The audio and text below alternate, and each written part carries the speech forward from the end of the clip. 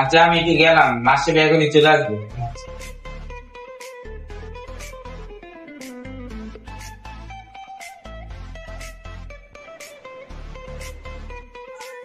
Who are you? কিয়া? কিয়া? ও, আমি যেটা ভাবতাছি ওইটাই।